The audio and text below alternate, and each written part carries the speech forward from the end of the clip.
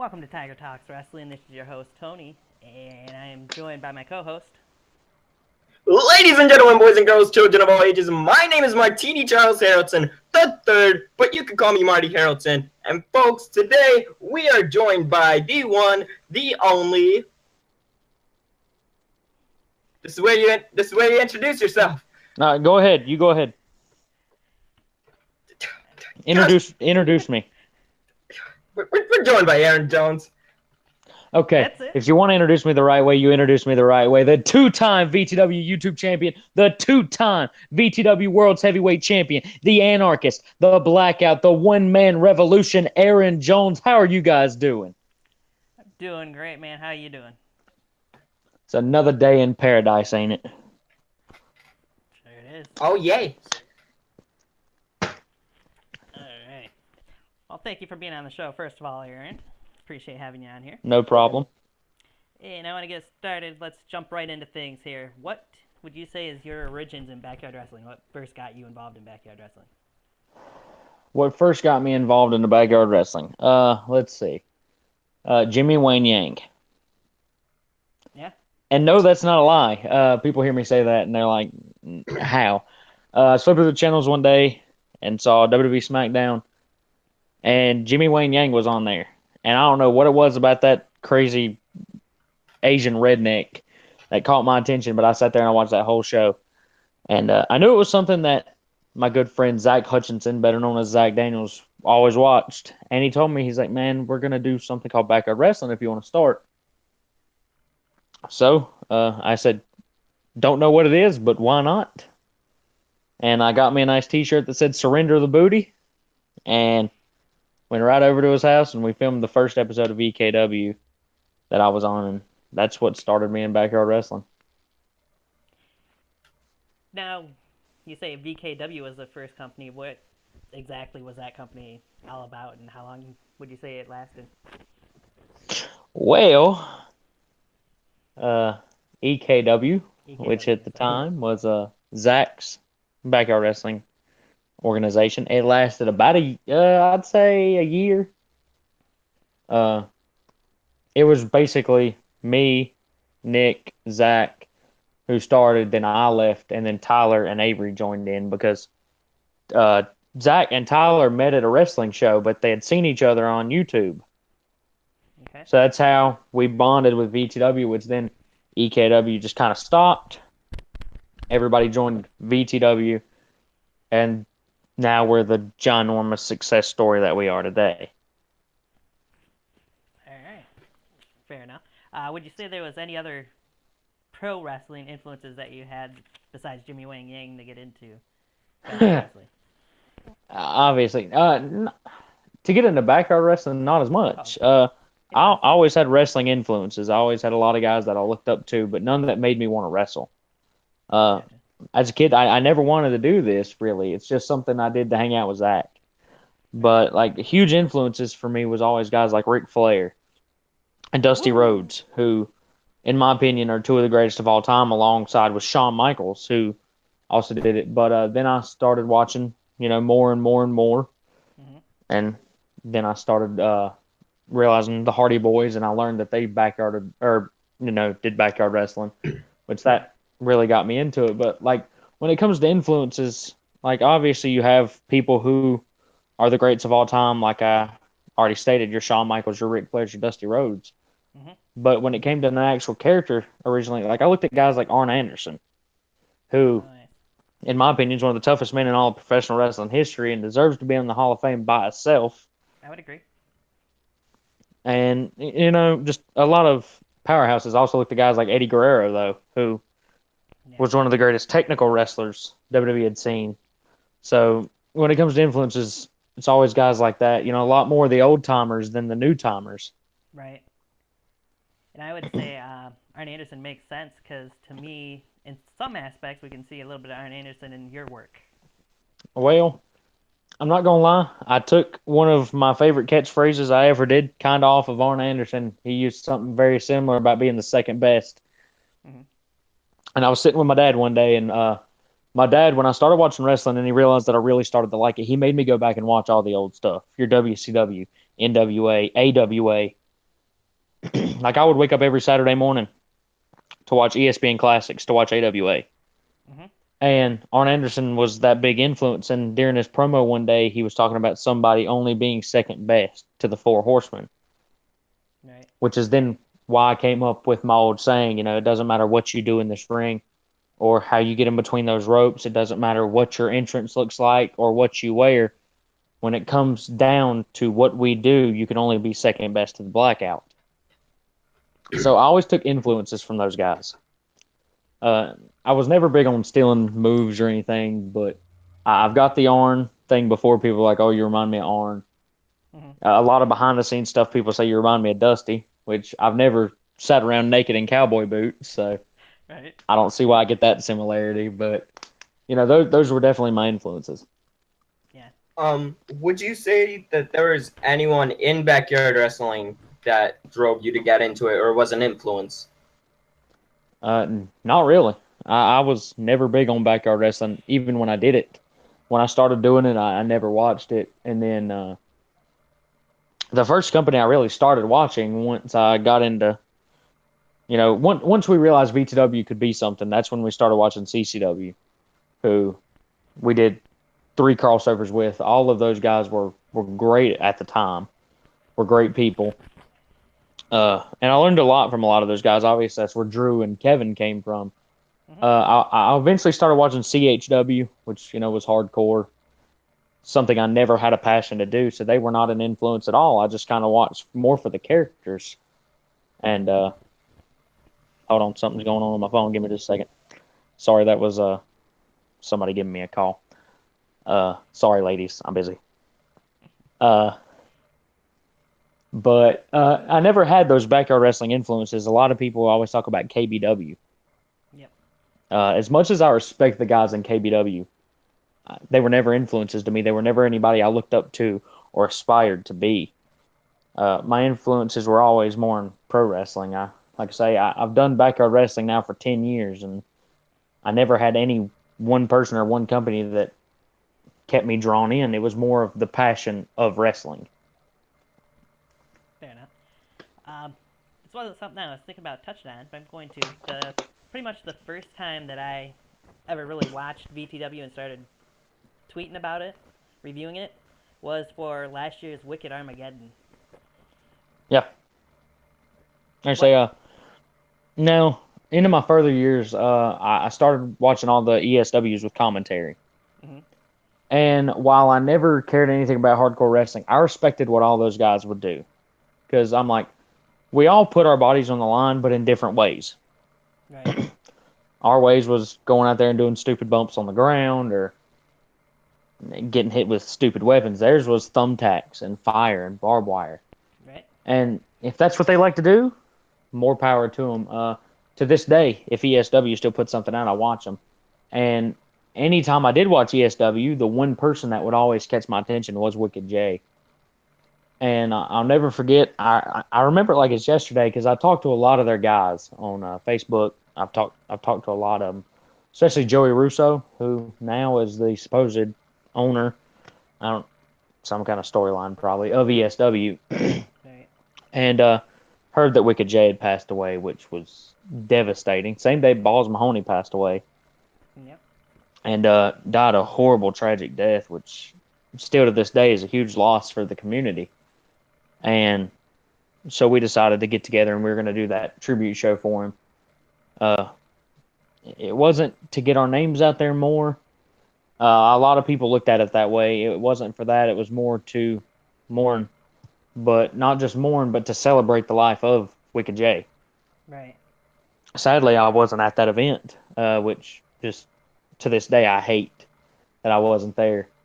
Uh, but at the same time, we all got our moment to talk about him and how he influenced some of the guys and our memories that we had. And like I say, Jay was a great dude. I talked to him more than once. So, it's still just a hard loss for everybody in this community. Yeah. I'd agree with that. I obviously didn't know anything about him before that show, but afterwards I did go back and watch a little bit of his stuff, and he was a very good performer, I would say, an entertainer. Quite an entertainer. Fantastic entertainer. Yes. Um, but from there, I pretty much haven't missed a show of VTW from that. And throughout this last year, you have had quite the incredible ups and downs. I'll give you that. Including Yeah. including 2 VTW World Title reigns. Yeah. I first won the VTW World Heavyweight Championship at VTW Mania against Joe Cool. Yep. Kind of to really put an end to the VTW versus JHI storyline, which started at Fury that year. Right. Had a long build between it actually going through Wicked Armageddon, where I was banned from the building, to the contract signing we had until Diablo gave up the World Heavyweight Championship to Joe. Right. And so at VTW Mania 2016, we were in the main event for the world title. And it looked like he won because he cheated his way to win. He gave me a low blow, and chairman of VTW came out and restarted the match, good old Avery. Yes. And I won my first VTW World Heavyweight Championship. Now, obviously, we had world titles former to that before at what we called the new era of VTW, which now there's another new era. Yeah. But I won my first world title, and I went on, and I wrestled Merrick a good bit, and then I started getting into a feud with Ecstatic. And I can honestly say, downright, Ecstatic is one of, if not my favorite person to be in the ring with. Okay. And when it came down to it, he beat me for the world title in a triple threat. And then at Halloween Hangover, we had the first ever North Carolina bull rope match in VTW. Mm-hmm. Which mine and his to do more bull rope matches, or these stipulations that we haven't done and our community really hadn't done at the time. Right. So, rope match where I became VTW World Heavyweight Championship again. Went on to fight Navon McDonald for the VTW World Heavyweight Championship. And dear Lord, Navon is stiff. He's a toothpick of a man, but that dude can hit you. Just don't put your finger in his face. Right. And Martini learned that the last time. Yeah. Yeah, I did. And then I moved on to wrestle, in my opinion, the greatest wrestler I've ever been in the ring with, Dustin Reagan, where we had our first match, which in my opinion was better. Which so many people at the time was like, they were talking about how great of a match that was. Mm-hmm. And moving on a little bit more to VTW Omega, knowing that I was in the last match in VTW, it strikes home. It's a bittersweet moment. Right. But we knew we were going into the new era, and Dustin won the world title, and, well, I threw down this symbol right here. Yep. And I gave him a T-shirt, which then moved on to the Mafia. But, those are my 2 world title reigns, which are very near and dear to my heart. But like I said, it's incredibly a bittersweet moment to know that I was one of the last world champions of that trampoline era, moving into the ring era. And I can tell you now, there was no better man at the time to be a world champ moving in to the ring era of VTW than Dustin Reagan. Yeah, I think I would have to agree with you, partially because, well, a lot of us know his background, that he actually had some indie training as well. Actually, and if this says anything about Dustin, man, Dustin Reagan cares about VTW and backyard wrestling so much that he quit the indies. Right. For VTW. And usually you hear people quitting backyard wrestling to go to the indies. He did it opposite. That's how much he cares about this. Yeah, I can see that. So I give him props. He completely stopped taking his indie bookings because it seemed like anytime we'd have a show, he'd get booked on the indies. Mm-hmm. And he'd cancel. So he literally just stopped getting booked. He just asked to quit being booked. He quit the indies. And he just does this now, which shows the passion that he has. Right. Now, I want to get a little bit more into VTW, but first I want to get your takes on a couple of big events that you were a part of over the last couple of years. Let's go back to the first Best in the Yard. Wow. Best in the Yard one, that one has a really special place in my heart. We were not the first match on the show, but me and Kevin Shaw was the first match filmed at Best in the Yard. Okay. Kevin had other stuff he had to do, so we hurry up and filmed it. But there's a feeling around Best in the Yard 1. Because the New York guys, the Pennsylvania guys, Alabama, none of them met us at the arena. They met us at the Burger King beside the arena. Okay. So you see all these grown men who have never met before hugging each other in a Burger King parking lot. Yeah. And it's crazy. And then, like I said, the feel around Best in the Yard 1, with Drew Hood and Big Time Mike, with Zach Daniels versus Daisy, with the main event triple threat, and every match in between at Best in the Yard 1. Everything fell into its place because up until I saw Cameron Jackson's car pull up, I did not think that they were coming. Right. I saw pictures of Corey Graves in the car with them, riding with them. And I was like, okay, well, they got to Corey's. I was like, they probably just stopped and did APW. I honestly did not think that they were coming. And when they did, it was a surprise to me. But then it was more of a surprise to the fans because the fans didn't think that we would travel like that. And now you see what it's became into. They're down here multiple times a year. We've went up there. We're trying to go new places. Yard 1 is what sparked this revolution, no pun intended to myself, but it sparked this revolution of what this community really is. Yeah, and I'd say you and Kevin had a very good, if I remember right, ladder match there at Best in the Yard 1. It was a ladder match he beat Drew for the overrated title. Drew was the overrated one, so he made it the Patriotic Championship. Yep. And I beat him, and it became the Anarchist title because that was my gimmick. I was the Anarchist. Right. So it was Kevin's a great guy to work with. And I'll straight say this now. Kevin Shaw has grew so much as a competitor, as a person, as a man. Just 3 years that I've known the guy, I've seen him grow leaps and bounds to what he was even 6 months ago. First match in the ring to the last match he just had. That guy has so much potential to do. That dude can do anything he wants to do as long as he puts his mind to it. Right. So then, we move on from Best in the Yard 1, was last year's Best in the Yard 2, where you had a part in a triple threat match called the Three Kings, where competing as you faced off against then UWE champion Everett Creed and APW champion Corey Graves. As I like to call that, the true King of the Yard match. Okay. That's what it was booked at. It was the Three Kings going to see who the King of the Yard was. So Cameron Jackson step over. I was the original King of the Yard. Just kidding. Cam's a great guy. In my opinion, that's the best show we have ever done when it comes to the feeling. And I know you won't understand that, most people, if you've never been to one. But the feeling in that yard, those 2 days we filmed, was a feeling like no other. And you look at all the matches that were on that show, going back to my triple threat, where I hate to say it, Corey Graves got legitimately injured during that match, messed up his ACL.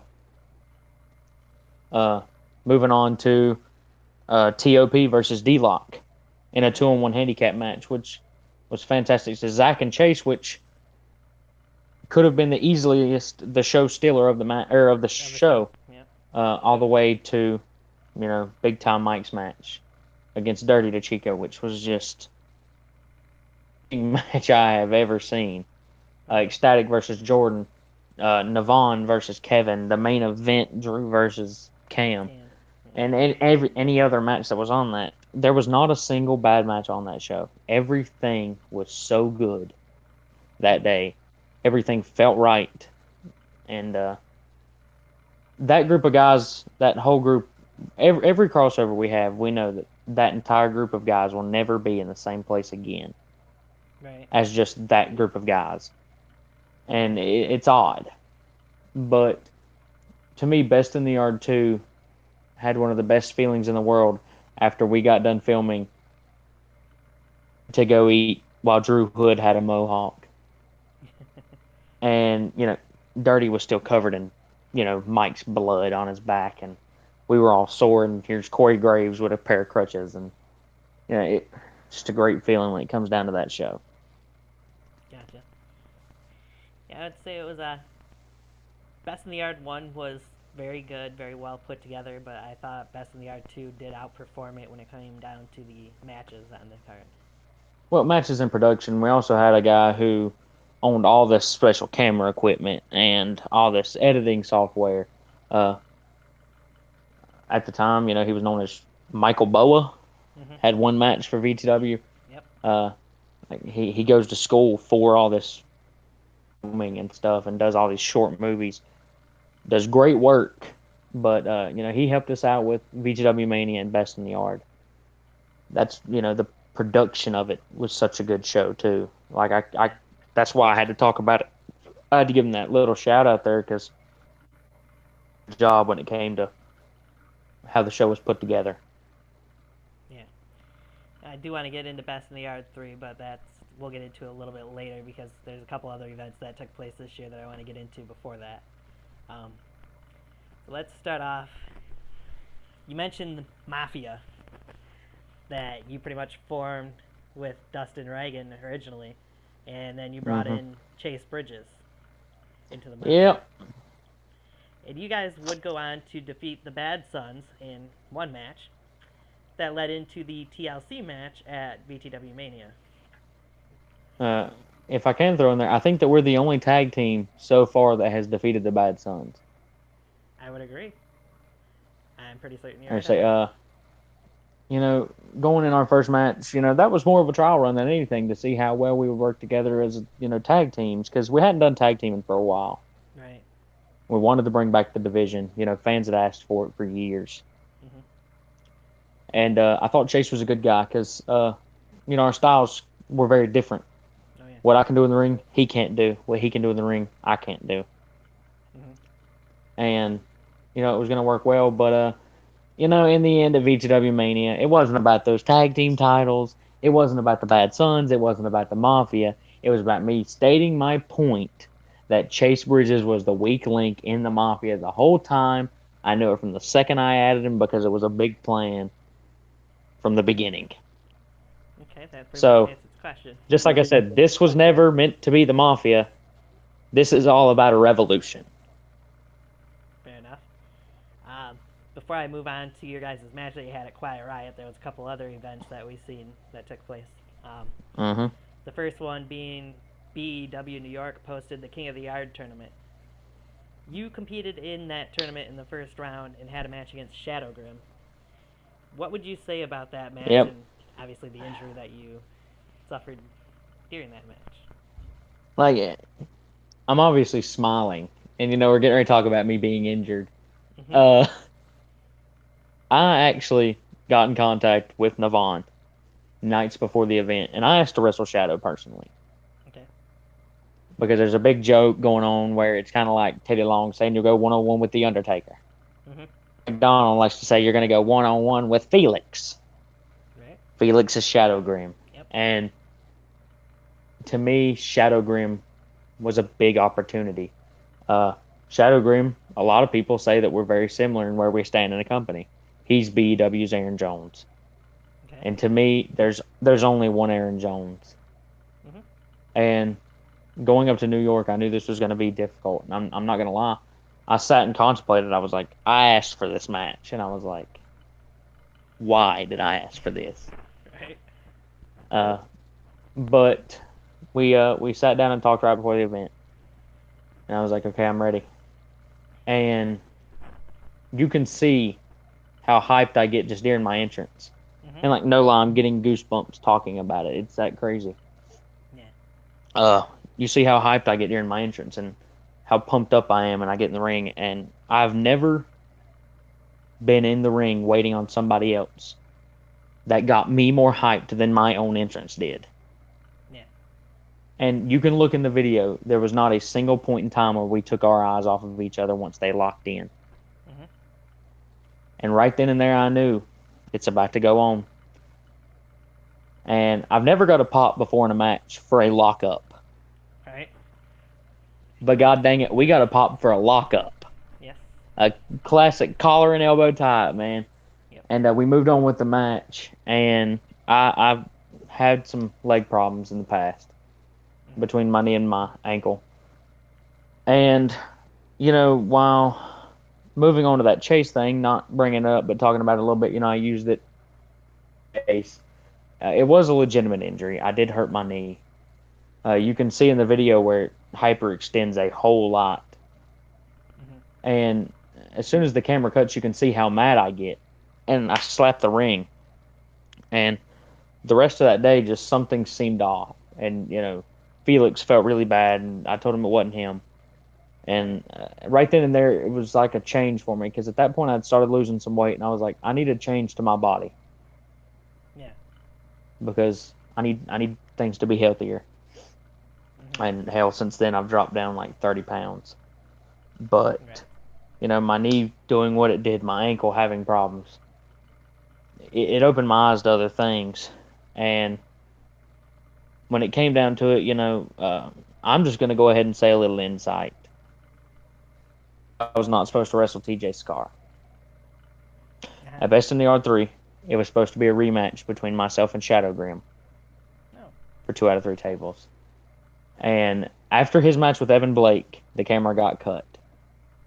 Now, the camera stayed rolling, but in editing, they cut it. Gotcha. There's actually a promo that isn't seen. And I have the footage of it, and one day I'm going to upload this promo. Okay. And I hobble, and by hobble, I mean I hobbled to that ring. And I got in his face, and promo that so many people were just so in depth, and they said it was so emotional. And sadly, Shadow was not able to make it to Best in the Yard. He actually got an indie booking, which was a very important one for him. And we talked about it, and I told him, hey, dude, that's more important right now to you, then you definitely need to go do it. Yeah. But which then moves on, but it's whatever. But King of the Yard, the tournament itself, some ways was a huge success. In some ways, a lot of people didn't like it. Yeah. I can tell you what, it's hard to book a 32-man tournament and make everybody happy. Right. Because I don't know how many nights I talked to Navon or Yankee about this tournament, and they did a good job. I know people give them slack. I give them slack sometimes, but they worked their hardest on it. Yeah. Good for them. I would agree with that. I thought, personally myself, that it was very well put together. There were some surprises that took place during the event, which honestly you need to get viewers involved and interested in the product. So. Oh yeah.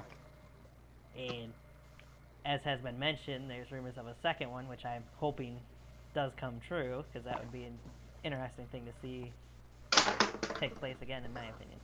Well, I'm saying it now. If there's another one, Shadow Grim, I'm coming for you. I'm coming for you again. I'm going to take your knee out. Yeah, I would toot my own horn a little bit there, too. I did predict who was going to be in the semifinals and in the finals and who won the tournament, too. So.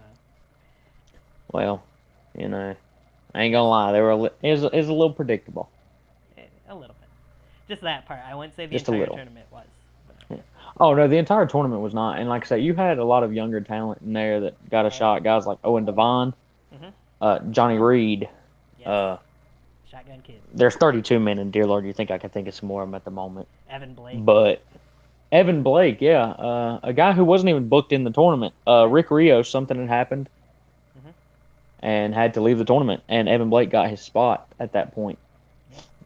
Evan Blake then moving on to become part of Best in the Yard. Oh, yeah. A lot of young guys that got to show something about themselves. You got, like, for instance, for me, I'd never seen Phoenix before. Right. I saw Phoenix versus Zach Daniels. That was something different. Like I say, Johnny Reed, who I've seen Johnny Reed, on YouTube before, but getting to see Johnny Reed wrestle in person, that dude has a whole lot of potential and is very good at what he does. Yeah. And to me, he is the definition of untapped potential. And I would say, I'd agree go ahead. with you on that, but there was 2 other guys I do have to bring up that I was quite impressed by that I haven't seen much of during the tournament, and that was a guy that you guys are a little familiar with because he's been to VTW a couple times, Ellis Taylor, and then Yeah. Charlie Tiger as well from same company. Well, obviously, I'd never seen Charlie Tiger wrestle before. He had a match with Dustin, I know. I don't know. I think he had another one. Yeah, because Dustin was the second round. Yeah, but he wrestled Dustin Reagan, which, any match with Dustin's good. Ellis Taylor, that is an iffy subject in this community. I'm not gonna lie. Okay. A controversy is what he is. But I've sat down and I've had multiple talks with Ellis, and Ellis has grew not as a character, not as a wrestler. Ellis has grew as a person, Mm-hmm. and Ellis has his ups and downs. But if that kid, gets his mind right, gets his head right, and does what he's supposed to do, that kid will make it somewhere in the wrestling business someday. I'll predict it now. He will. But like I say, if he can get his mind right, that dude will be somewhere. Mm-hmm. Yeah, I just couldn't go without mentioning those two guys because, like I said, they were two younger guys that really impressed me. And one other person I'll mention is another guy from BEW who was pretty impressive. That being their current world champion Jordan Oliver. Well, right there goes again another controversial topic in my opinion. Yeah, that's what I've heard. Talking about Ellis, Jordan. Jordan came to Best in the Yard too. Wrestled Ecstatic there. In, honestly, a fantastic match. I'd agree. And when it came down to him and Jordan, it is what it is. They had the rematch at King of the Yard. Just like Jordan, or just like Ellis, as a person, Jordan had grown. Yeah. And he's also just like Ellis. If he has his mind right, somewhere someday. Yeah. But a big thing with both of those guys, in my opinion, is they need to remember where they came from. Right. And I know people are like, oh, well, that's backyard wrestling. Okay, I'm not saying flaunt that you were a backyard wrestler. But in your head, remember what you did first. Remember where you came from to make yourself, better off now. Mm-hmm. And like I say, both those guys have so much potential in anything they can do. Hell, they've been on GTS, which I'm not a fan of. Never seen it myself, so. I've watched it. Good. Grimm's a great guy. Given a lot of, what am I trying to say? Given a lot of these young guys a spot to wrestle. Even though they haven't made it fully onto the indies there, and training with these guys twice a week, 2-3 times a week, maybe more with guys like Robbie E and Nunzio and Fala Ba. It's giving them shots that you wouldn't get doing just what they do. So I think what GTS is doing is great, but I'm not a fan of the show. Gotcha. But, you've seen those guys on there, that's saying something. Right. Pretty much, just my last opinion on it was that King of the Yard was a good show in the end. It took forever. Oh, yeah. It was a good show. I'll give it that. It was a very good show. Yeah. Well, that's just normal BEW. How you doing, Navon? And I've gone over that in the last couple interviews. It's not just Navon. It was a lot to do with the dark side, honestly. But, How you doing? How you doing, Kelly? But yeah, we talked about that some, so I won't go into that too much. Both real good guys, though. Yeah, they are. Since we're into New York shows, touchy subject for a lot of guys that I've talked to from VTW, but I'm going to bring it up anyways, was you guys going to UWE for Crossover Crisis. Another show that took forever to be uploaded, by the way. You ain't kidding. Right? I haven't talked to many people about how long that took, but man, did it take forever. I was one of the nastiest guys in backyard wrestling, then all of a sudden I go to UWE and I'm giving people purple nurple German suplexes? Yeah, right. I think it took a while for it to upload. No, when it comes to Crossover Crisis, it's a touchy subject for a lot of people for, well, one reason. And, if you've even heard, his name starts with an E and ends with Everett Creed. Right. But, I have no beef with Everett personally. I have none with him. I've still talked to him. But I can say Rick Rios and Zach Daniels, Phenomenal match. Yes, it was. Seeing Ecstatic do a spiral tap off the roof of the building. Shit. Holy cow. Right. You've had some matches, Kevin Shaw, Ustalo, Mm-hmm. and Joe and Revan, Mm-hmm. where you got to see two of their younger guys go in there and do something different. Right. Jason Atlas versus Dante, which shocked everybody. Mm-hmm. Dustin, though. Dustin versus Everett. Yeah. That's the controversial topic, obviously, at what happened at the end with REF. Can't forget to mention, though, the FTC versus Dirty Pain Oh yeah. No, you can't. in the opener. That was, in my But opinion, the no. best part of the whole show. So. Oh, by far, the fish. Right. That fish should be world champion. But no, you move on to somebody like TJ. And I will speak different of TJ when we talk about Best in the R3 than I do here. Yeah. Because Expected. in UWE, we did TJ's element on the trampoline and comedy. And I was the one who asked to do TJ style match. Okay. TJ had came up to me about a month before and said, I'm probably going to retire soon. And I hated that because me and TJ have a really good bond. I consider TJ one of my closest friends outside of VTW when it comes to wrestling. And I said, okay, man, well, let's do your style. I will come up to where you are, work your style. And so we came up with this convoluted comedy skit of a match. Obviously, if you've seen anything I've ever done, I'm not a comedy wrestler. True. I'm a very balls to the wall, hit you in the face kind of guy. Yes. Have to go into this ring, and one of my biggest moves has always been rock paper scissors. Yep. Which is where I punch you, look you right in the eye, for then to TJ to put his hand in his shirt like this and say he has a gun, and for me to have to sell that. Right. Me pull out a grenade, the invisible grenade, the Chuck Taylor spot, and the crowd of all people got into it. You hear the crowd go, no. Right. Like, I've never had so much fun. And as much as people bag on that weekend and bag on that show, no lie, me versus TJ Scar at Crossover Cross is in my top 3 favorite matches that I have ever done. Nice. I think it will be kicked out of that spot anytime soon because I had so much fun working with TJ there that it was, okay, TJ, since Shadow can't come, you and me at BITY. Gotcha. Yeah, and that's not much else I can say about that show. It was very surprising to see you do that kind of a match against TJ. Well, plus I broke out my new finisher, the Ultimate Burial. Yep. You did. And first off, people, it was never supposed to be called the Ultimate Burial. It was the Ultimate Betrayal. But Orville Miguel Galel, the commentator, decides that I need to bury everybody. But I digress to Orville, and then you see me hit a shooting star press. Yes. If you can call it that. My arm got across him, which, it works in indie matches. Why can't it work on a trampoline? Right. But we can continue on from that show. Yeah. Let's go into Best in the Yard, because that's pretty much what was next aired.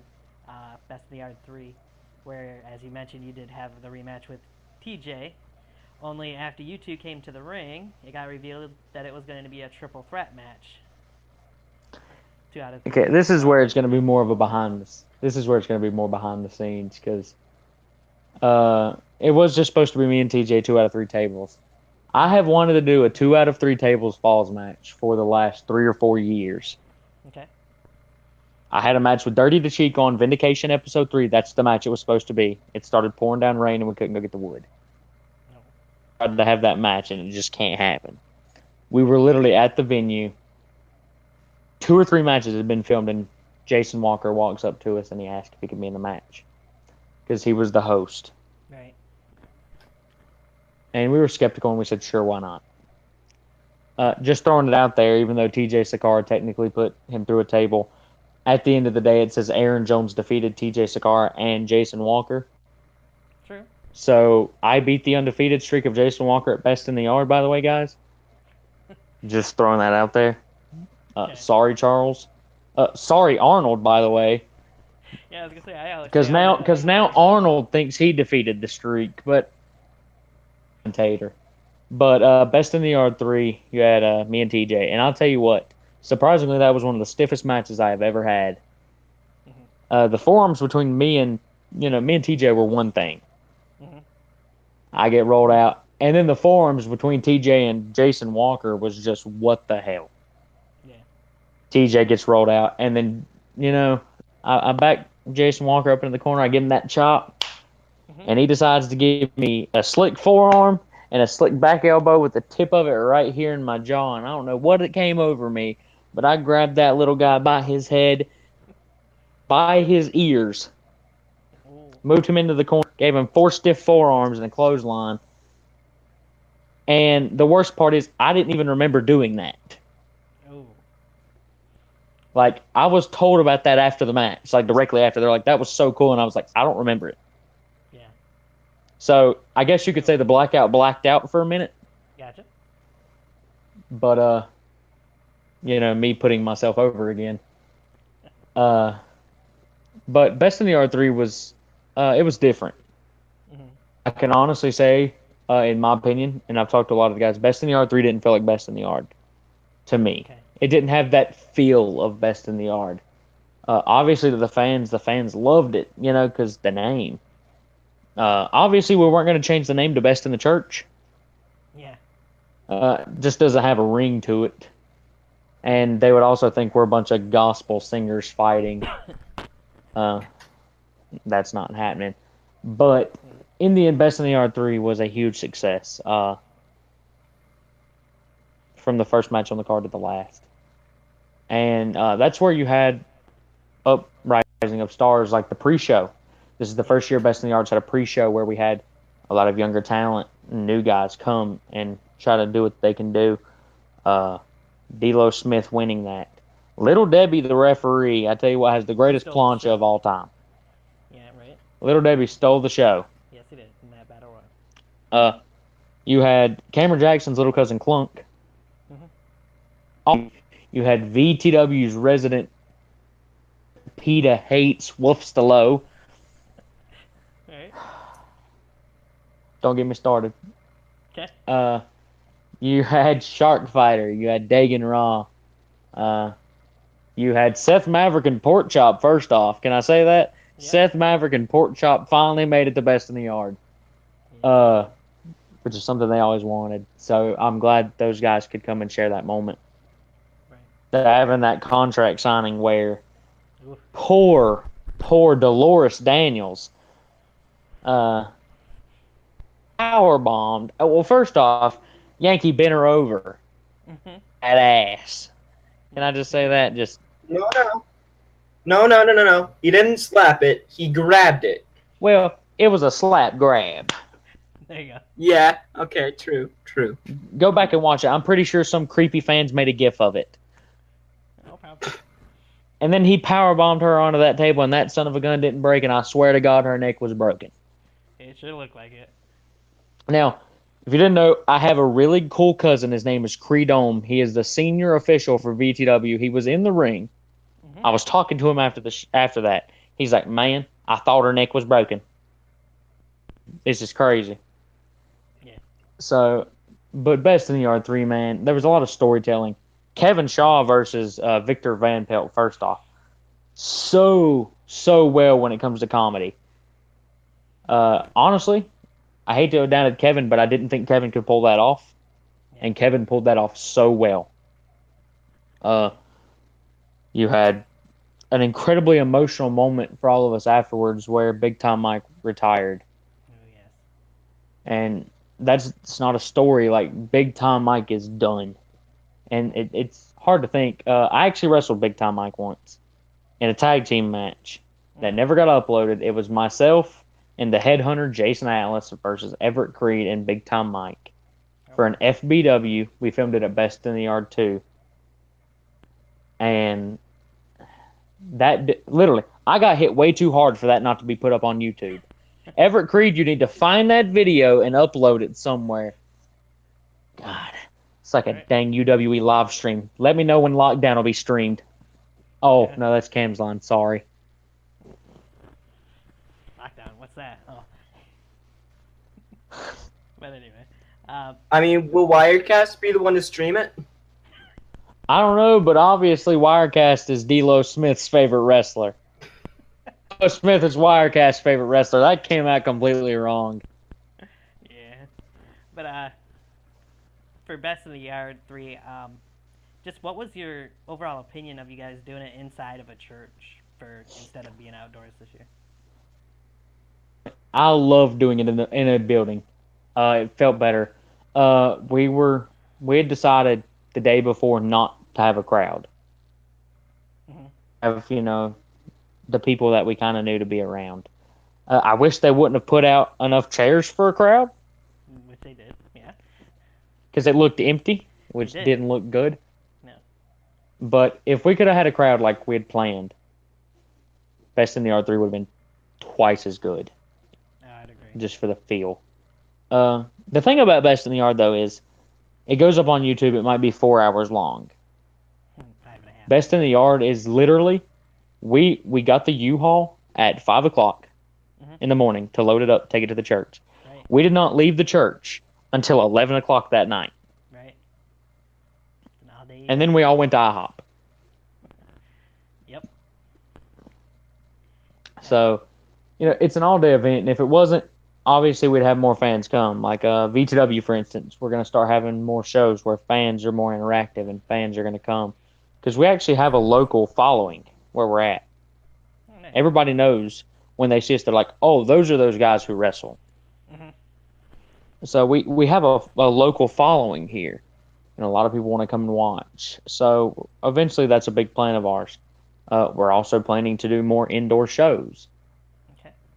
Kind of going back to what I said earlier about Jordan Ellis. We won't forget our roots no matter what we do. Right. For instance, that's why we'd never change the name of Best in the Yard. Just because it was in a building didn't mean anything. Because I tell you what, it poured down rain that day. And Best in the Yard, well, probably would have been canceled. Luckily, we had booked this venue to work in, it was actually a surprise. Zach, Drew, and Kevin at a graduation party for Dolores Daniels. Mm-hmm. And obviously that's not, Dolores Daniels, Double D, Miss Daniels, Zach Daniels' wife.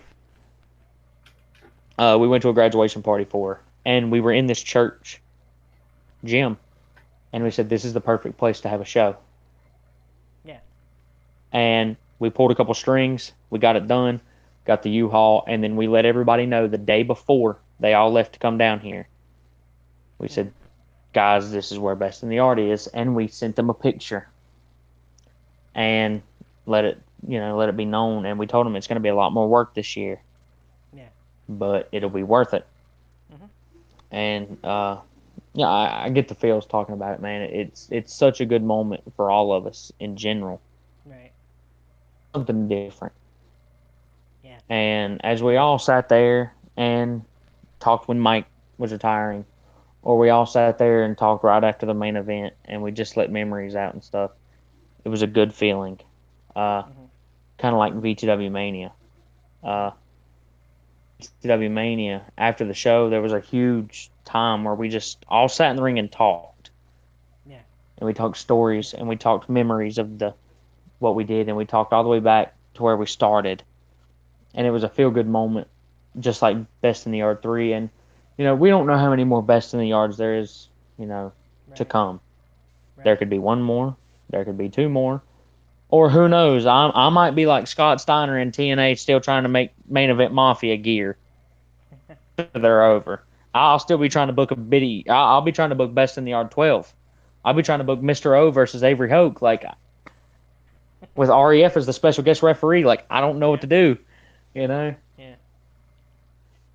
But since you brought him up, I want to know what your opinion of Avery kind of backing out on Navon, the match that they were supposed to have at Best in the Yard this year. Unless you don't want to touch on that subject, that's up to you. No, it's a touchy subject, but I'll bring it up. I don't mind. I felt bad for Navon, but we kind of knew ahead of time that Avery was probably going to do that. So that's why Navon, if we're keeping this real, Navon's father Mm-hmm. knew. It's almost like he had an odd sixth sense that Avery was going to back out, and Right. got this book from Arnold. Mm-hmm. Arnold, you didn't defeat Jason Walker's streak. I did. By the way, guys, did I say that I defeated Jason Walker's streak? Now 3 times Because you if have, people would yes. like to tag because if No, somebody would I like don't to think you tag did. I Jason think you Walker, gotta. I don't think you made that clear enough. okay, Martini, I'll say it one more time. Is that your name, Martini? Yeah, but you could just call me Marty. No problem, Martini. Okay, I defeated Jason Walker Street, and if anybody would like to tweet this video to Jason Walker and put down whatever time this is and say Aaron Jones defeated Jason Walker Street, and send that to him on Twitter, it'd be perfectly fine. Gotcha. Go ahead and send it to Jason or TJ Sakar too, and Arnold because I defeated the streak. But Avery Hoke and Navon, it's a touchy subject because that's obviously a match that we had planned for a year. Right.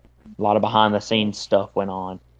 It didn't happen. I'm not gonna lie, the match is still planned for whenever the heck it wants to happen. Eventually, we'll probably see Avery Hoke versus Navon McDonald in a VTW ring. Win. Right. Just say I know Navon with our last interview said that he honestly doesn't know that he cares whether or not the match takes place now at some point. And I'm not gonna lie, if I was Navon, I'd feel the exact same way. Right. But I will say, even with what happened in that situation, Novin and Drew Hood did put on one hell of a performance. Yeah, I also have another cousin. I have a lot of cousins that work for VTW, by the way. Regard tall. He's not very tall. No. He was out there during Drew's match. He got glass in his finger from the beer bottle that Drew Hood smashed over Novin's head. It's crazy. There's what they did to each other in that match, though, for real, like the beer bottle.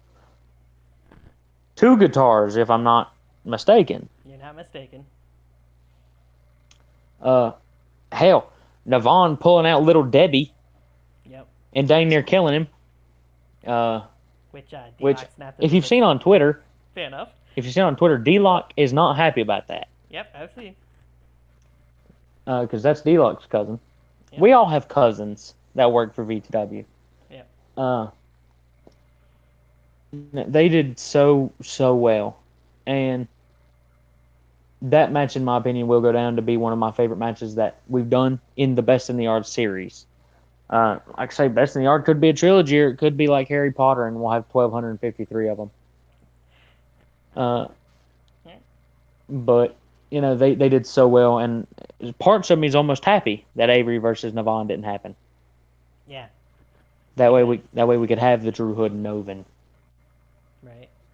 So otherwise, Drew Hood pretty much had nothing to do at Best in the Yard, if my sources are correct. Well, Drew Hood was going to be the special guest commentator of the entire show. So we would have had to listen to 4.5 hours of Drew Hood talking. That's about as bad as listening to Navon McDonald talking for 3.5 hours on the Tony Talks Wrestling podcast. I know, it was a bit much, but... Yeah. I don't know how Martini feels about it, but I know how I feel about it. Navon had a lot to get off. I wasn't even upset about it, really. Well, good for you, Martini. It's Marty, but thanks. Martini did fall asleep partial the way through it, too, so... I mean, he wasn't there the whole Hey, time. look, I'm an old man. I'm 63 years old.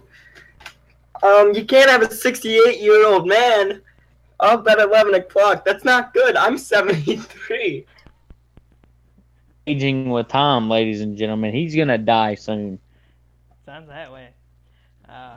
But yeah, going back, Best in the Yard 3 was fantastic. Yeah. Now, I'd be remiss if I didn't bring this up because I brought it up with pretty much every guest. There was a lot of people I've heard on social media and probably even on the video of Best in the Yard that didn't agree with what the main event was of Best in the Yard. they didn't think that Zach Daniels and Yankee should have been in there. What was your opinion on that? Did you? Uh, in my opinion, the fans are. I'm never going to tell you that the fans are wrong Right. in certain ways, but in my opinion, in that case, that was wrong. Yankee and Zach Daniels, especially Zach, and that's nothing against Yankee, deserve that main event. I agree. The only reason people say that they didn't deserve that main event was because Cage was on the show Right. against Cage. Because I grew to that man earned my respect that weekend because he was a very down to earth, great guy. But that's the only reason people say Zach Daniels versus Yankee should not have been the main event. Right. If Cameron Jackson would have wrestled anybody else, nobody would have ever had a problem with it. I agree. But for that simple fact, they said that doesn't deserve it. And I don't know if you know what that does to somebody who is in that spot. Imagine how Zach Daniels thought. Imagine how Certainly Yankee so. thought. Yep. Zach Daniels, a man who literally had both years at Best in the Yard 1 and 2, he had the show stealing match of the show. Agreed. First against Daisy, second against Chase Bridges. Right. Yankee going into his first ever Best in the Yard. Imagine how they felt. Yeah. If Cage wasn't on that show, nobody would have ever had a problem with it. And like I said, that's not knocking Cage. Right. But there were literally people just watching for Cage. And they didn't care about any other content. Yeah. I'm like, if you're that person, that's fine. But at the same time, if you can't support everything that we do on that show, Mhm. or at least half of it, then I didn't care for you to be there. Right. Only came to watch Cage, but don't come into our next show and say, ooh, when's Cage going to be on? Or, ooh, when's AK going to be on? Or, ooh, when's D-Man going to be on? Yeah. We are VTW. There's a reason on the back of our VTW shirts. It says, we are the show. All of our heads and all of our hearts, we know at the end of the day that we are the show to watch, that we are the best backyard wrestling company going today, and we are the best thing in this community. And if anybody has a problem with that, please step up. Right. A whole lot of new companies coming around right out of the woodworks. You got guys where H2's wrestling. You've got DBW. You've got some guys below us in Georgia now. You have the ICW company that did the VTW Mania contest. You have all these new guys coming out. And when we started and we saw CCW and HBTW were on top, that lit a fire under our asses. And that's what it should do for all of these younger companies that haven't been here long. What it needs to happen is they need to see the success that VTW has, and it needs to light a fire under every one of their asses to work harder and to work smarter every single show, Yeah. the top-notch level that they can be. Yep.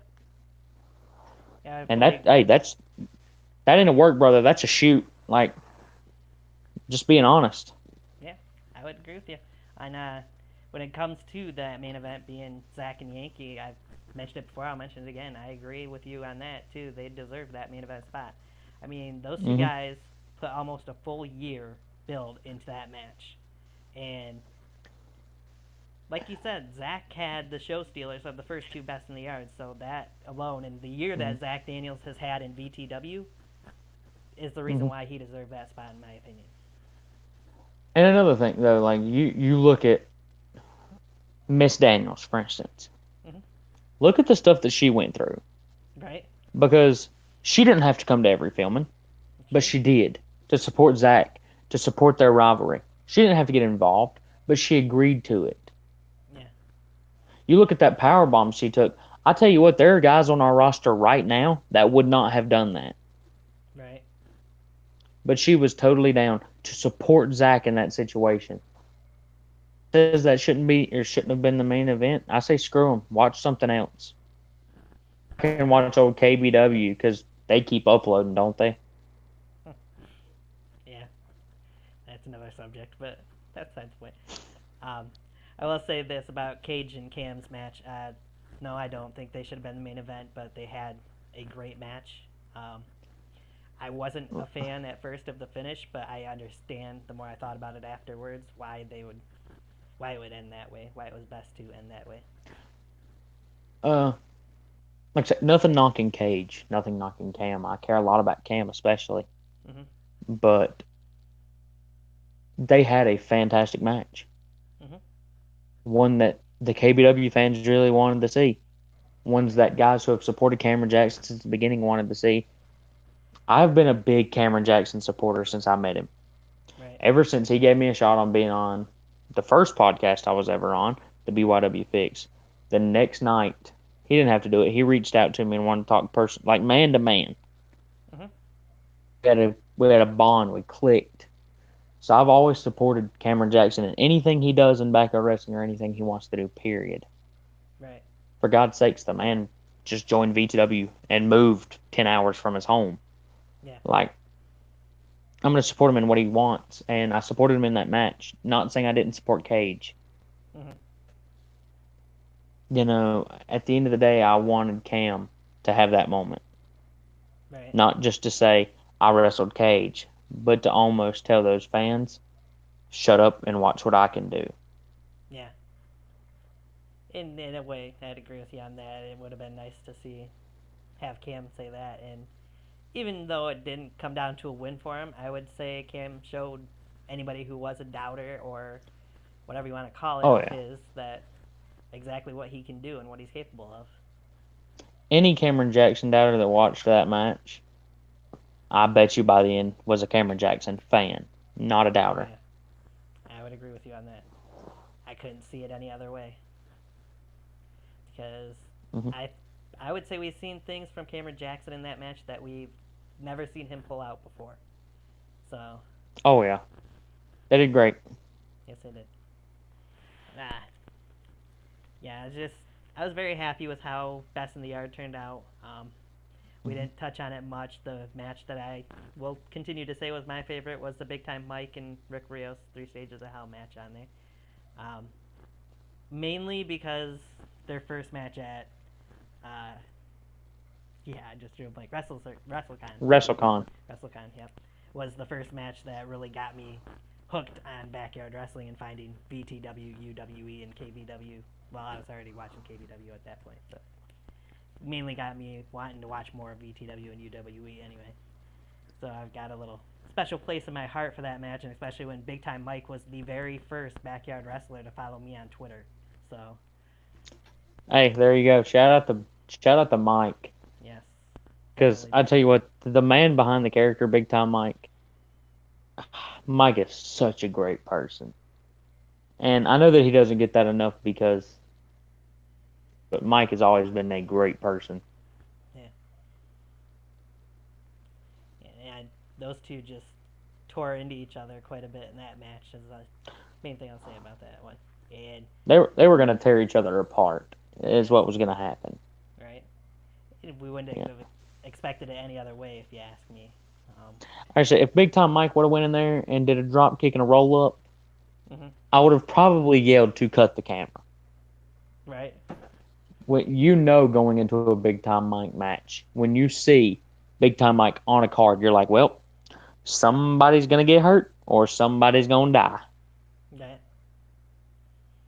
He takes everybody to their limit, but I tell you what, Mike drives himself to his limit every time he ever stepped foot in a ring, whether it was a trampoline or a real ring. Always did. Yeah, one thing I'll never forget from Best in the Yard this year was the end of that match. Just Mike being down, handcuffed, and just crying pretty much to Cam and Drew, saying how sorry he was that he couldn't get back up. Pretty much, it's just, and then seeing their curtain call, as you'll say at the end of it, just something that's embedded in my brain probably for a long time, if not forever. I've never seen a group of guys like the guys of Best in the Yard, because there was tons of them. Right. Tons of those guys get together after something like that. Oh my God, somebody just broke into my house, guys. Who are you? Obviously somebody bringing me some bread. There's two people in my house, ladies and gentlemen.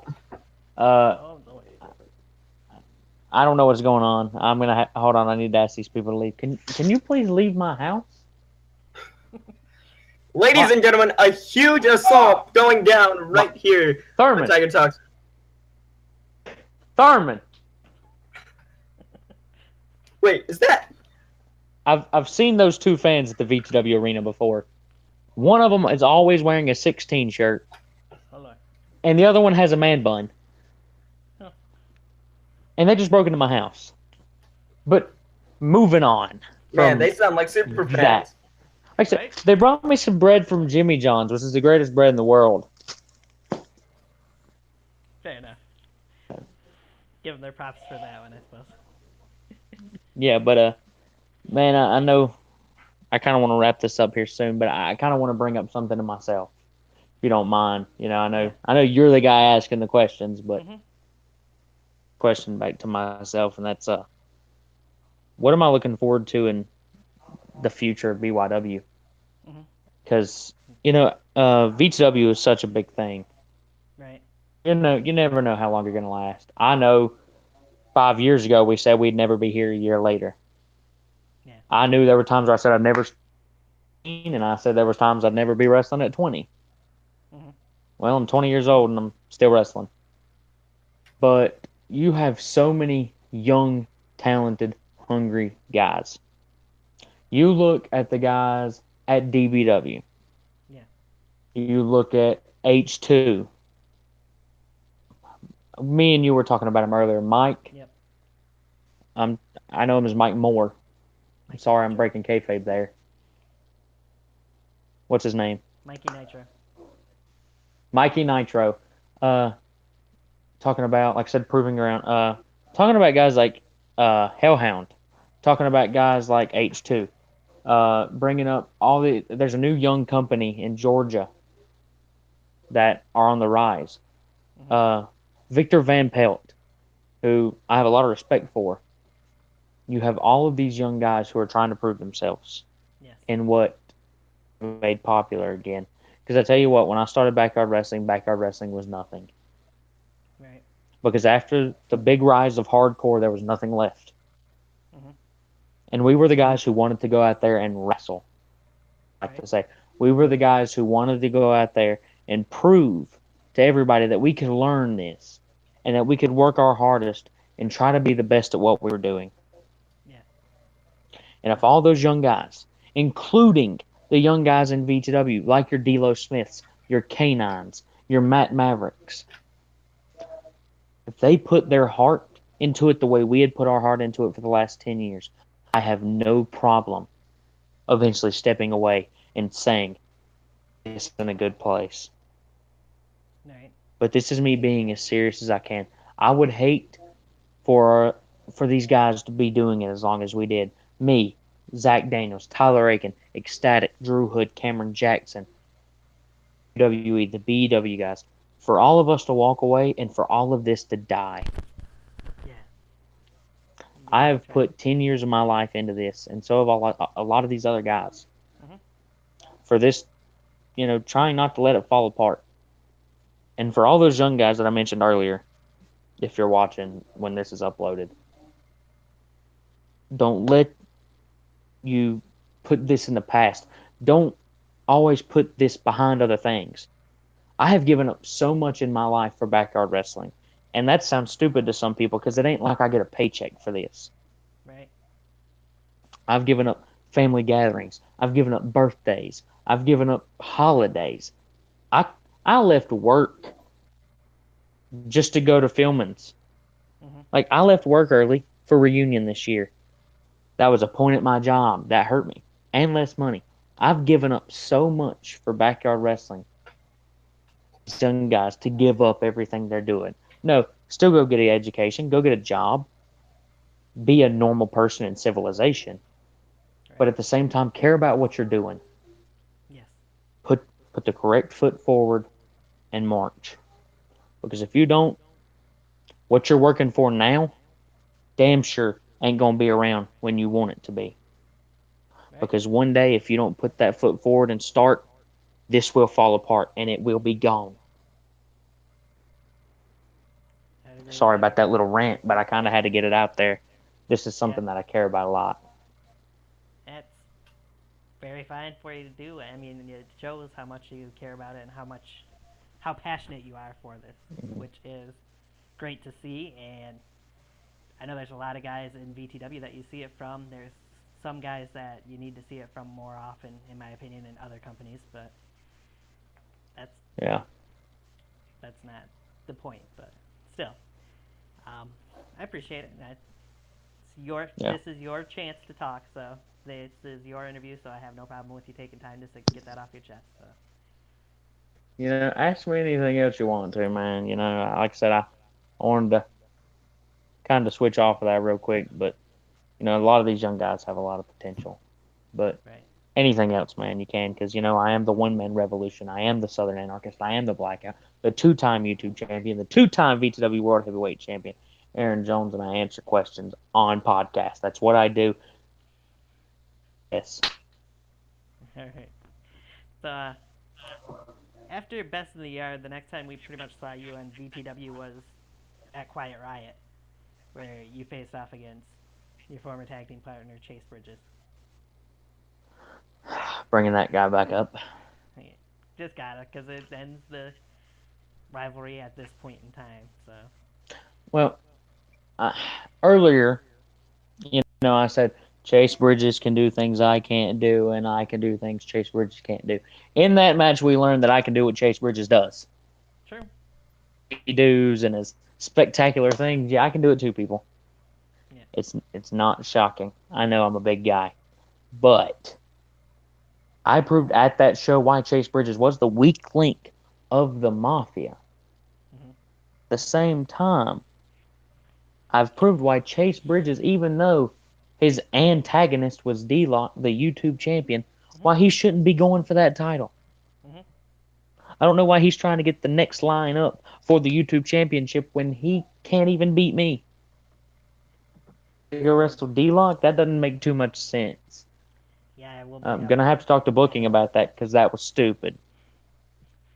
I would have to bring up the fact that even Chase himself has mentioned he's only won one singles match this whole year, too, so... Yeah, I was saying, I hate to bring it up, but his one singles victory was against me at Fury. And now I have beat Chase Bridges at Quiet Riot. So, Chase, that means we're 1-1.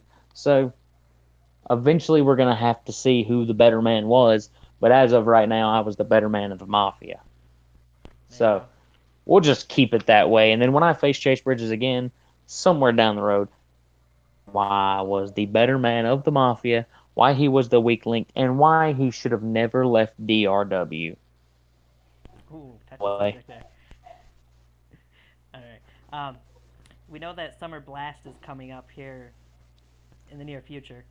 We haven't seen you at all in the build-up heading into it. Let me tell you about Summer Blast. You want to know why I haven't been on camera for the build-up for Summer Blast? It's because our stupid general manager, Joe Cole, the guy that I beat for the VTW World's Heavyweight Championship, at VTW Mania 2016, yeah, that guy. That stupid piece of crap won't give me a match. So, I don't know, but I know where he lives. Right. And I may have to give him a visit if he doesn't give me what I want. So, Joe, I'm just letting you know now, if somebody comes a knocking, you better have a contract ready. Better be signing on the dotted line for a match. All right. That's something to look forward to seeing. Well, now, is there any other things in the near future that you think we'll be seeing Aaron Jones in backyard wrestling-wise? Well, obviously, I'm going to become a 17-time World's Heavyweight Champion. In all honesty, expect the unexpected when it comes to that kind of stuff. Gotcha. I'm going to be popping up in some other places, maybe. I'm looking at some of these other companies right now and seeing what I like. And maybe soon I might be traveling to some of these other places, or I might not be. Maybe I'm just messing with all your heads. When it comes to Aaron Jones and VTW and backyard wrestling in general, expected, please do, because I don't know what I'm doing half the time. Actually, I don't know what I'm doing when I wake up in the morning. Gotcha. you know, what we do, putting our bodies on the line, days one at a time, because you don't know if you're ever going to get injured. Yeah. You don't know if something will happen and you get hurt. So I never really make those long-term goals when it comes to this. Short-term goals, eventually, beat the crap out of Chase Bridges again. Gotcha. Get a match at Summer Blast because Joe Cool's a loser. But when it comes to me in 2017, just expect what you normally see from me. Expect me to hit you in the mouth really, really hard. Yeah. The flipping spear. And then expect an ultimate burial because that's what I'm great at. Gotcha. Alright, so now I'm going to get into two of, usually guests say more of my toughest questions that I ask. And the first one is I like the tough. I want you to name me 3 dream matches that you have against guys that you haven't faced yet in backyard wrestling. Oh, in backyard wrestling? Yes. Oh, one time, but I'm still gonna have to throw him in here because it ended in a double DQ, like a false finish. I've never ever in 10 years wrestled Zach Daniels one-on-one winner. Gotcha. So Zach Daniels is number 1. Okay. Number 2, I hate to say it because behind the scenes I love this guy, but Yankee the difference maker. Alright. And that's just because we're both fat guys who can do moonsaults. Alright. And number 3 is Cameron Jackson. Okay. All this time I've known Cameron Jackson, I've never stepped in the ring against him. Not in a tag team match, not a one-on-one, not a multi-man. Mm-hmm. Yeah, those would all 3 be interesting matches to see. You said you and Zach did have one match that didn't end out so well, but Double disqualification because somebody named Merrick decided to stick his teeth where he didn't belong. yep. But yeah, definitely would be worth seeing that again. And then you and Yankee just the battle of the 2 big guys, so as to speak. Yeah. We've seen what he could do against Mr. Judgment, who's another big guy that's a Well, little different. I'm not gonna lie, man. I considered saying Mr. Judgment there. Judgment's such a great talent. Like if I could have picked 4, Judgment would have been my 4th. Okay. Dude, man, he's a big guy, lot, and I tell you what, his finisher's nasty. Yeah.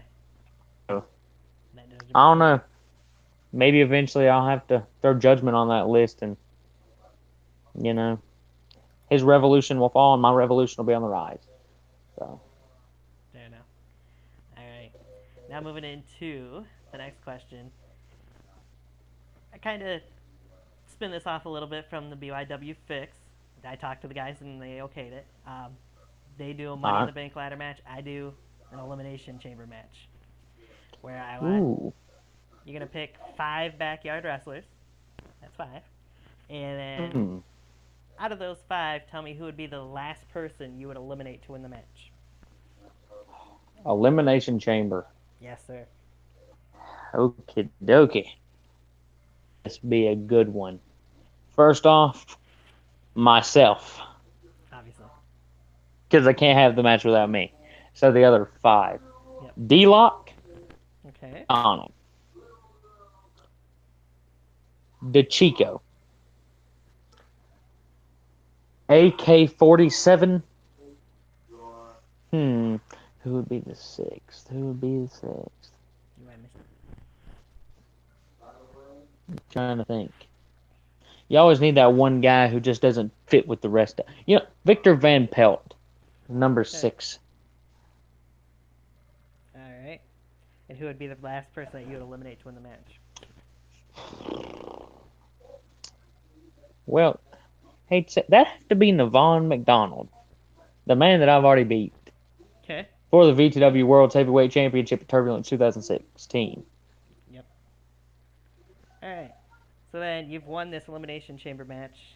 It gives you the chance to main event Best in the Yard. Who would you be facing in that main event and for what championship? Kelly, Eve, and Maurice for the Divas type. No, wrong match. Sorry.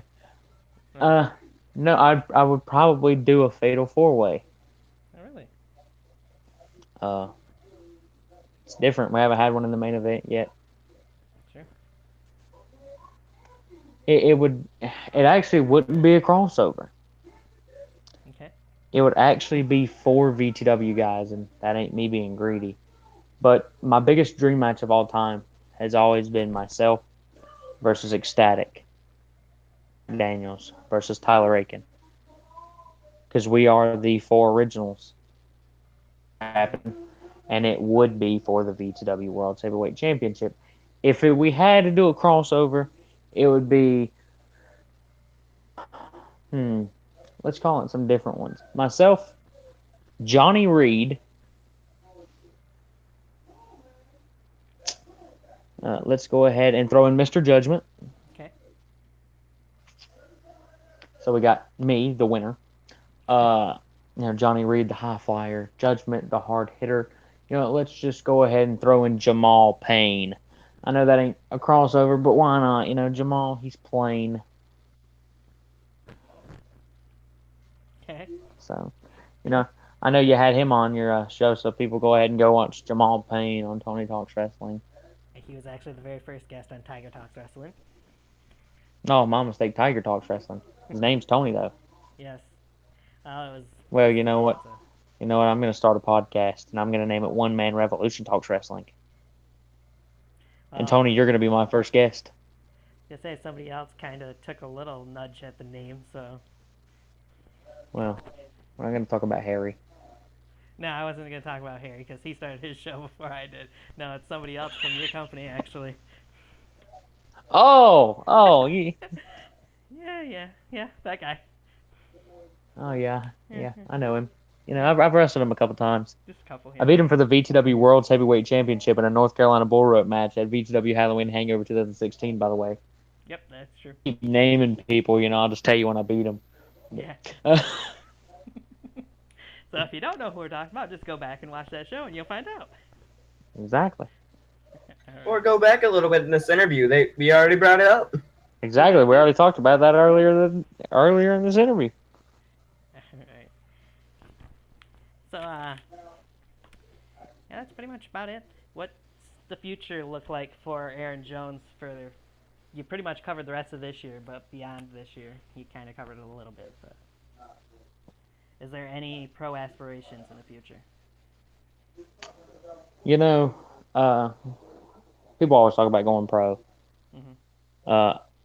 I actually have a professional wrestling match lined up within the next couple of weeks for a local company. Actually, wrestling that earlier. I'm not real big on doing pros, though. Like I said, when I started, wrestling is something I never wanted to do. Right. And I did this just for the love of it. But, a lot of our guys want to go pro. And a lot of our guys have so many aspirations of being something in wrestling one day. And I'm not saying I don't, because if I had the opportunity, I would run with it. Yeah. When it comes to going pro, I might do a match here or there, but like some of the other guys done, like Zach Daniels, for instance, who's watched wrestling since he came out the womb. Like, I swear to God, when he was in the hospital, they were playing Monday Night Raw on the TV. I just have that feeling. Right. He does. But somebody like me, if I had the opportunity, I would do it in a heartbeat. But otherwise, I'm good with, like, if I quit backyard wrestling tomorrow, if I quit wrestling in general tomorrow, I can quit knowing that I've touched people in a good way and not touched them in that weird way. But touch their hearts, knowing that people actually care. Yeah. That's what it was for. And if I do have any goals for, the future years, it's touch more people's hearts, prove to more people why, we are the best. And get messages from people that say, man, you messaged me back, made my day. Mm-hmm. I'm having a rough time in life right now, and watching VTW makes me happy. That right there is worth everything that we do. Right. So my goals for the next however long I'm doing this is just to keep putting smiles on people's faces. Or people can boo me because, well, that's what people do. But either way, it's an emotion coming out of somebody. I'm portraying an emotion out of them. Right. And that's what I care about. Fair enough. So, Unless Martini's got anything else to say, is there anything else that you'd like to say to fans or detractors of yours, perhaps, before we end out the show? well, since I have a live mic, You do. well, I don't have a mic, Right. but and I can say whatever I want. Hulk Hogan. No, that's not it. I think I lost my spot. No, that's not it either. I cannot feel what's coming to me. Oh, that's it. Watch VTW. It's not that hard. Watch VTW. Watch me. If you didn't know, now you know. I am the Blackout. I am the Southern Anarchist. I am the one-man revolution. And I defeated Jason Walker's streak at Best in the Yard 3. That's had as good of a time as I did. Martini, I hope you're doing good over there. Tony, Thank you. It's been fun, Tony. Yeah. Where can, if anybody's a new fan that's watching this, where can they find you on Twitter, social media? Well, on the Twitter machine, as Bully Ray used to say, at the tweeter, at the Blackout VTW. That's it. Fans have stalked my Instagram before, but that's okay. That's my personal Instagram. But do what you need to do. All right. And yes, definitely.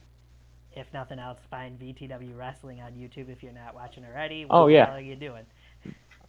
www.youtube.com/VTW Wrestling. It might be VTW Wrestling Rocks. I don't know if the URL ever changed. You can go on Twitter at VTW Wrestling. It's very simple. It's 3 letters and then wrestling. If you misspell it, there's something wrong with you. Right. But at the Blackout VTW, at VTW Wrestling. Then from there, you can follow everybody else on the roster. You'll see them on there. Yep. Best way to keep up with VTW, what we're doing, when we're uploading, when we're streaming, and what matches we're having is our Twitter. I agree. So go. Is it following on Twitter? Yeah, go follow us on Twitter. I'm not into all this technology stuff, man. I'm not good with it. Gotcha. No big deal. All right. That's it, man. All right. Well, then, once again, I will thank you for joining us here on Tiger Talks Wrestling. It's been a blast. Hell yeah. Self high five. Thanks, There you DDP. Right. It's been fun, y'all. I hope y'all enjoyed. Yes, I very much enjoyed it. Any last words, Martini? Just remember, don't point your finger in the Bond's face, and everything's gonna be okay. That's my lesson of the day. Oh, you best not be pointing that finger in my face. You best put that finger down. Yeah, Amen. Bye, bitch. Very nice. Whatever. Laugh at me. Whatever. Yes. Mm-hmm. Yes. Oh, Chick-fil-A. Yes. Yes. I thought this was the Aaron Jones podcast, not the Ryan McDonald podcast, but nonetheless. No, because we ain't going for 3.5 hours. True that. But nonetheless, once again, for the Blackout Aaron Jones, thank you once again for joining me. This has been No problem. for Martini, Charles Harrelson III. This has been Tiger Talks Wrestling. I am Tony. Stop calling me that. Oh, get over it. We will see you next time. Thank you, everybody. Just like we said earlier. Amen. Bye.